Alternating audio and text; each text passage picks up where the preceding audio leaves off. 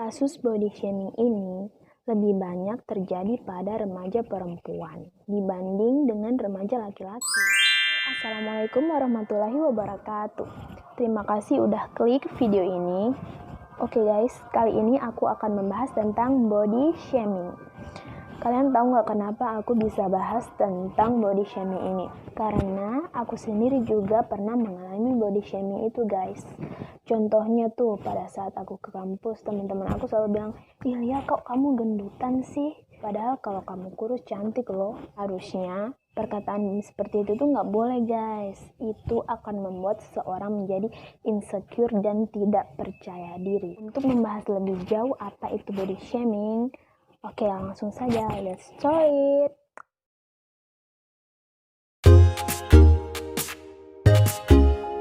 Nah, body shaming sendiri adalah tindakan atau perlakuan mempermalukan seseorang dengan mengomentari, mengejek, menjudge seseorang dengan melihat penampilan mereka atau bentuk tubuh mereka, guys.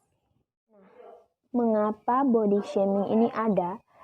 Ya, sejarahnya itu adalah dari buku yang berjudul Fat Shame, Stigma, and the Fat Body in the American Culture.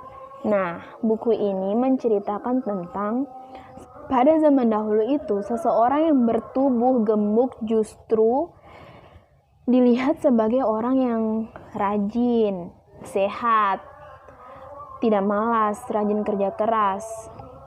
Nah, sangat berbanding terbalik dengan tubuh yang kurus pada zaman itu.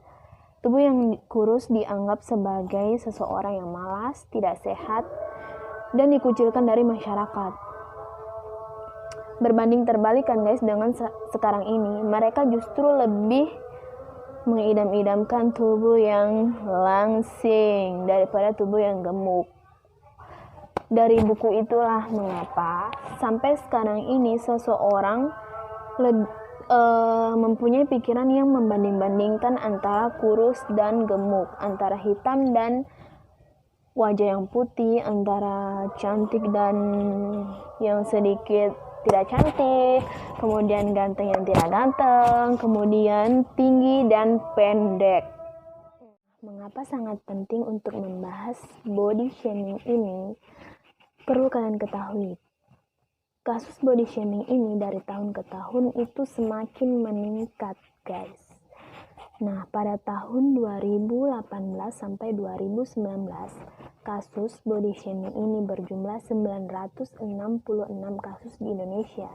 Dan jumlah ujaran kebencian itu semakin beragam. Nah, contohnya di sosial media, Instagram, Facebook, Twitter. Nah, dari situ orang-orang atau netizen itu semakin merajalela guys untuk melontarkan ujaran kebencian kepada penampilan seseorang yang mereka anggap tidak pantas atau menurut mereka jelek.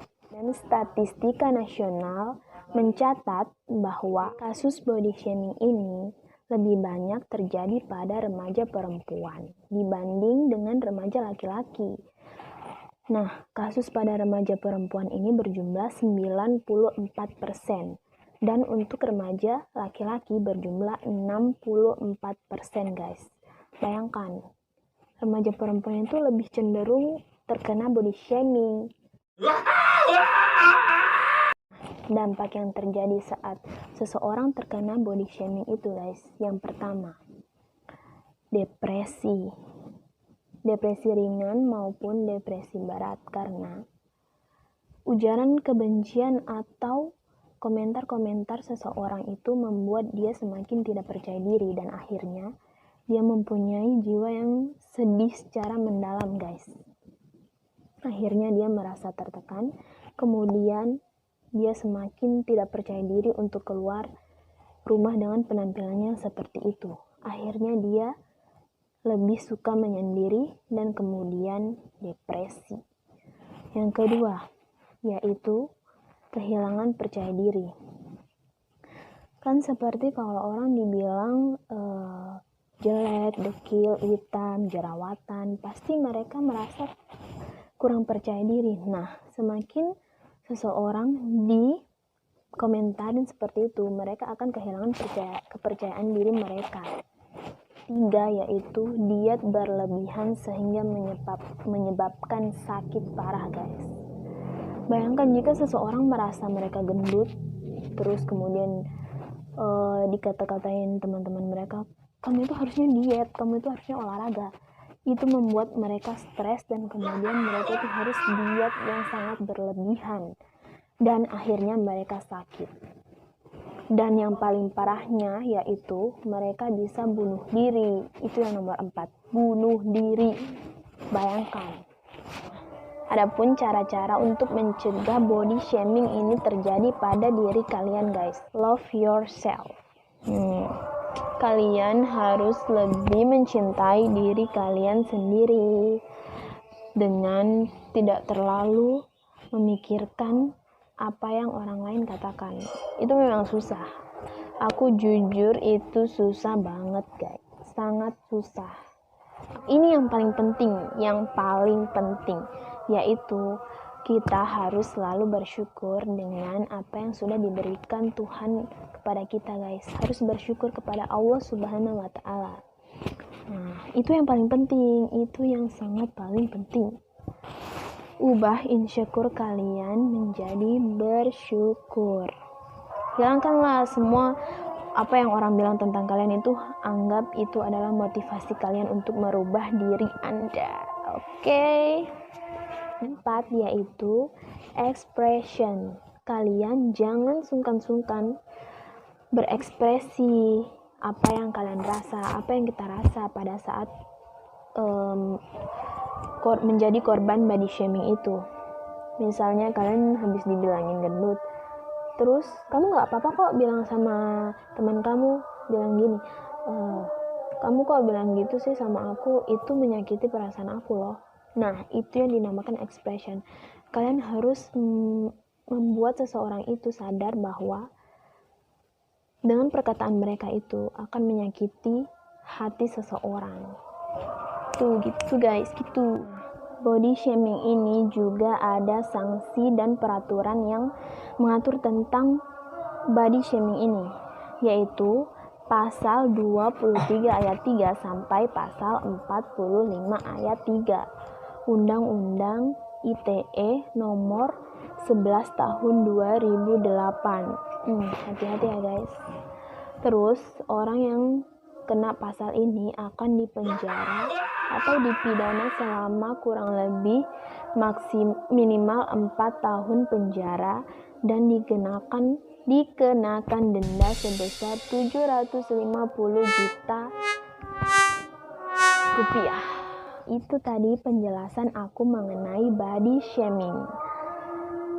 Yang dapat kita ambil atau kesimpulan dari body shaming ini yaitu kita harus mencintai diri kita sendiri, harus lebih dapat menghargai orang lain, mengontrol kata-kata kita. Ingatlah, mulutmu harimaumu. Kalau sekarang ini kan zamannya sosmed nih, kan kebanyakan orang kan pakai jempol tuh, jadi jempolmu juga harimaumu. Hati-hati ya guys dalam mengomentari postingan-postingan seseorang. Lebih berhati-hati terhadap omongan kita.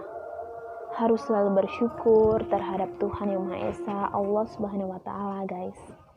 Kemudian body shaming ini harus lebih kita perhatikan lagi agar kasus-kasus body shaming tidak lebih membesar di Indonesia. Bayangkan dampaknya tadi seperti apa kan. Terima kasih udah menonton video aku. Bagi teman-teman yang udah nonton video aku ini, harap like, comment, subscribe, dan jangan lupa share ke sosial media yang kalian punya. Mohon maaf juga jika kata-kata aku masih ada yang kurang benar dan masih ada yang salah-salah. Manusia itu tidak luput dari kesalahan, guys. Oke, sekian, terima kasih. Wassalamualaikum warahmatullahi wabarakatuh. Bye bye.